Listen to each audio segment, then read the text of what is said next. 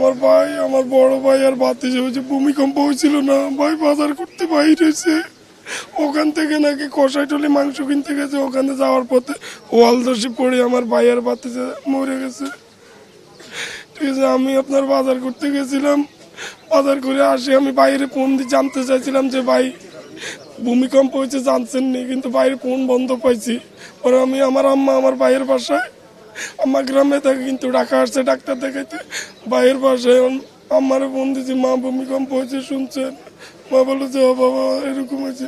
আমি ভাইয়ের ফোন বন্ধ কেন, বাইরে বাইকে ওই ওই যে বাতিজারে নিয়ে ইয়েতে গেছিল, ছোটলাদার বাজার করতে গেছিল, কইতে পারলাম না। আমি পরে বাজার করে বাসা যাই, আমি জুমার নামাজে গেছিলাম, আইয়া দেখি তারপরে ফোন বন্ধ। আম্মা ফোন দিছে, ভাইয়া ফোন নাম্বার বন্ধ, ভাইয়ারে পাওয়া যাইতেছে না।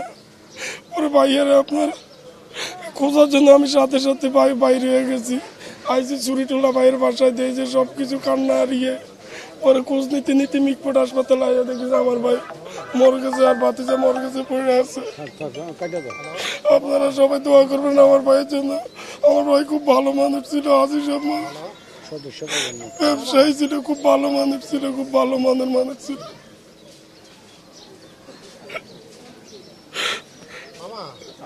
আমার ভাইয়ের মর্মান্তিক মৃত্যু মানে বলার মতো না।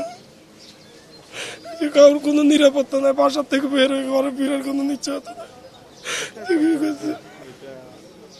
আপনাদের কাছে লাশ হস্তান্তর করা কখন হবে? এই যে থানায় গেছিল আমার মেজো ভাই, আমরা 4 ভাই, আমার উনি হচ্ছে বড় ভাই ছিল, ওর মেজো ভাই গেছিল বংশাল থানায়, ওখান থেকে আসলে আমরা লাশ নিয়ে যাব গ্রামের বাড়িতে। প্রসেসিং হয়ে গেছে।